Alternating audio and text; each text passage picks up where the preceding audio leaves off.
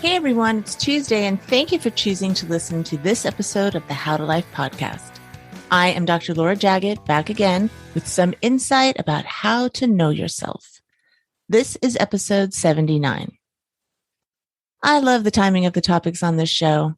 I've currently received a lot of requests for help and how to solve problems when you're completely confused by them. If you are dragging your feet on something, or you don't know why you can't figure something out, or you don't know where to start, it's often caused by dread or lack of knowledge or intimidation, and all of that is ultimately fear. It's hard to find your way out of the dark when you have no idea how to find the light. That's why I'm so happy to have Cady Macon on the show today. Cady is a life coach and an intuitive who has created compass cards. These are a deck of cards with questions that you ask yourself to help you figure out where you are in proximity to the solution to your problem or the answer to your question. The framework and the process are refreshingly simple, yet so powerful.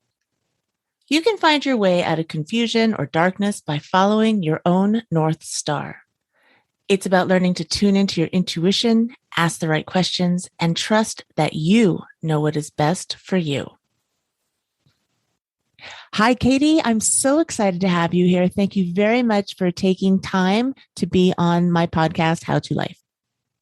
I'm so excited. It's going to be a fun conversation.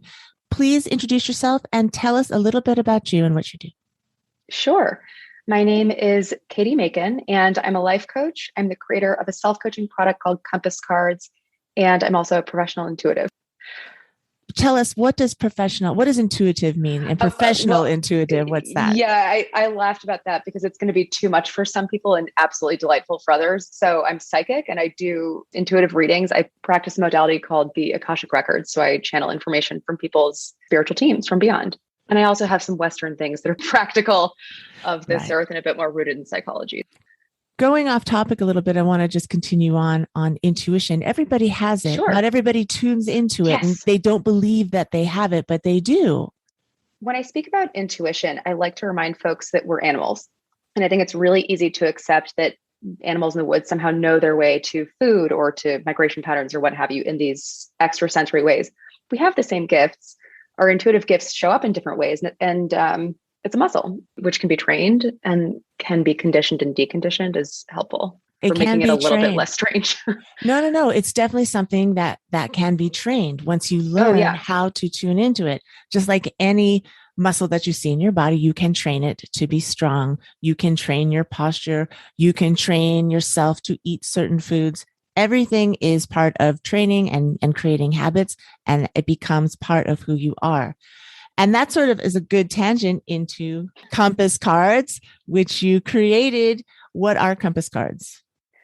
Compass cards are a self-coaching tool that are based on a school of thinking called coactive coaching. So coactive coaching is one of the world's oldest coaching schools.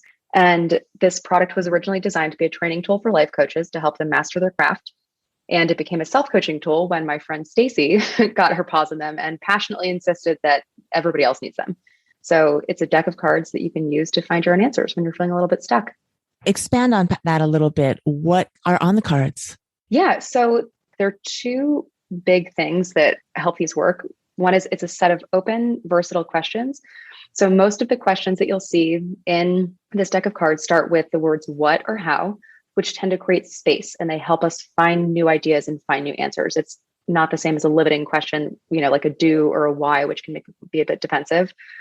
And then we'll definitely get into this today, but there is a signature compass methodology to help people organize their thinking and just look at how they're orienting themselves on life's map. How did you come up with this? Oh my goodness. Well, I used to be terrified of public speaking. It's still scary for me. And I used to have this really athletic habit of putting myself out there anyway. And I was doing a guest lecture at my alma mater on the intersection of coaching and brand strategy. And on my walk to this university campus, I had this intuitive thing to get an intern. It came absolutely out of nowhere. Just this little voice in my head said, get an intern. And I developed this entire plan for the intern on my walk to class. Totally forgot about it. give the lecture. I felt shaky, but I think it went well enough that there was this one student who wanted to fly out of her chair. Lo and behold, she became the intern. When she started working for me, I gave her 20% of her time just to have fun and come up with creative projects and ideas and things that would help scale and grow a coaching practice. And one of her ideas was thoughts in a box. I didn't like thoughts in a box, but I don't want to veto it. We yes-anded it. For those who don't know, yes and is language from improv. So no idea is bad or wrong or stupid. You always just say yes and then you keep building. So we took thoughts in a box, we gave it the yes and that became coach cards. When I saw an opportunity to create a training tool for coaches, there are some skills that just happen live and there's no safety net. The best way to do a good job is to be really, really present to the other person. And that can be very challenging when you get nervous or you don't know what you're doing or it's new or you feel scared. So Coach Cards was originally designed to be an emotional safety net for the new coach. Now to answer your question, after I had my product, I get this big deck of cards and it's me and the houseplants. And I looked around the room. I was so proud of myself and so excited. And then I realized nobody cared because it was me and the houseplants. And as somebody who's more social by nature, I just thought, I don't want to build this alone. So that was in 2016. I put it away. But after pretty much 2 years, I asked for guidance on which of my unfinished creative babies to pursue. And I had a little legend like, okay, this project is this sign, this project is this sign, this is this. And I asked for signs and I asked for hawks for compass cards. And next thing you know, I start seeing hawks everywhere. Hawk tattoos on a friend's arm. I'm grabbing coffee with somebody named Jackie Hawk. I mean, it was just Hawksapalooza. So you originally made these for coaches to help others. And then you thought, why not self-coach? So what are the benefits of self-coaching? I had a really tender moment with myself thinking about this morning. If you take away self-coaching, it takes me back to really dark, sad, disempowered places. I think we can all relate to the feeling of feeling helpless and feeling a bit powerless when we're navigating something that's tough for us. And for many folks, healing's out of reach. We don't know how to change things and it can be really isolating and really sad when you're stuck with something and feel like you don't know the way forward. So to me, the benefits of self-coaching, the biggest thing is that it's super empowering. Even if you can only move the needle 1 millimeter, it's that tiny crack of air that creates space for new ideas, a little bit more self-esteem, and a life that's going to feel increasingly like your own. It gives you power. You're no longer looking for answers outside of yourself. If you can tune into your intuitive self and open yourself up to receive the information through self-coaching, and if these cards help you in that aspect, that is very powerful and happy thing to happen. Yeah.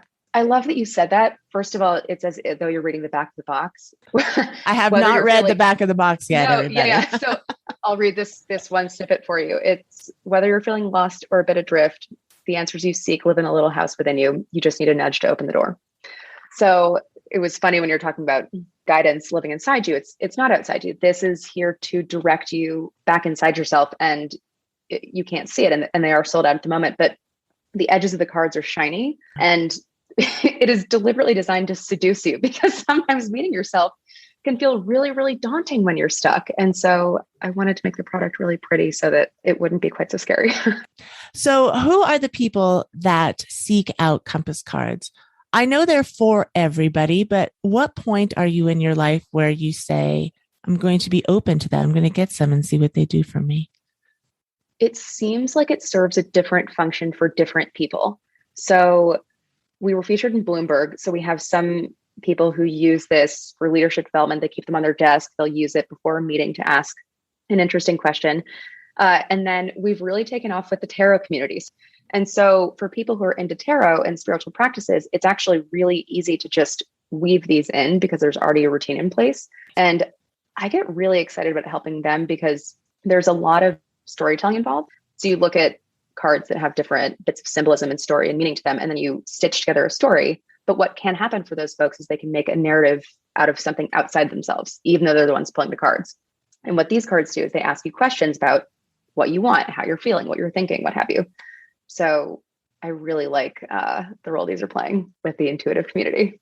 Can we do a little sample exercise of how they work? Oh, like sure. Either you ask a question or I'll ask a question? What's the best way to give the audience the experience? like, yeah. Ooh, we can do an improvised little guided meditation. So, all right, listener friends, go ahead and just call to mind some area in life where you're stuck. Feel free to pause this if you're listening at home. Feel into where you're stuck. And then you can ask yourself, okay, what's this really about? Go ahead, pause, chew it over, take a moment. From that place, what you'll do is you're going to connect to something that I like to call your North Star. If that's something that you've really thought through, whether you have a goal, some sort of spiritual, philosophy or thing that really feels centering, or just something that feels kind of good right now, the North Star is here to help you feel energized, inspired, and centered. It can change, it can vary, but before you go ahead and start coaching yourself, go ahead and connect to a space emotionally that makes you feel like yourself. So it's something that's a little bit in the future that makes you feel good, whether it's a dream you have or just, a vision, a calling, or contribution you'd like to make. Hang out there for a second. If you want to put your hand on your heart, go for it. I find that really helps ground it in your body. And then from that space, go ahead and think about this topic and imagine how you would like to feel on the other side of your self-coaching session. So go ahead and just set a little intention, feeling into that intention. So, okay, I'm feeling stuck with my finances. I would like to feel free or a little bit more clear, or I'd like to have one idea. Or let's take the same topic. I'm feeling ashamed about my finances. I would like to feel a little bit more free, just more at peace with my feelings, or I'm feeling confused about a relationship, or somebody just passed away. I want to process my feelings. I feel lost in the world. I don't know what I want to do. I've lost my spark, whatever it is. Just connect to what you would like for yourself, because that's going to set your direction. I cannot emphasize enough how powerful that 10 to 12 second bite is of just setting an intention. So go ahead and set your intention. And then from that space, there are a lot of different ways to play with it. The way the cards recommend you move through it is that you're going to draw a few cards from the B suit. You're going to ask some exploratory questions, and I'll get into what the suits are if you'd like me to. There are questions around what you're thinking and how you're feeling, what's important to you, why bother, who do you want to be here? They're all designed to connect you to your identity and who you are, what you care about. And you'll tinker around in there. And then eventually, when you feel like kind of your conversation with yourself is over, the same way a conversation with somebody else is over, you just know, you grab something from the do suit, and there are some steps you can take to integrate the process and just add a little bit of a positive psychology at the end.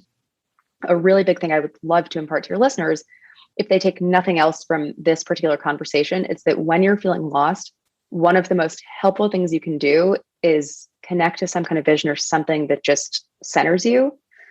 And then ask yourself why you care about the thing that is bugging you before you start trying to find a solution. Because when you're lost and you head into the woods, it's a lot harder to come unglued than if you just take that moment to ask, well, what would I like? The question and the solution are sort of two different states of mind. You can't find the solution to a question if you are all wrapped up in the question and it's causing you confusion. So by taking that moment to ask yourself what it is and what it's making you feel, then the solution can come to you in a more clear way. I love that, Cady. Oh, well, thank you for that.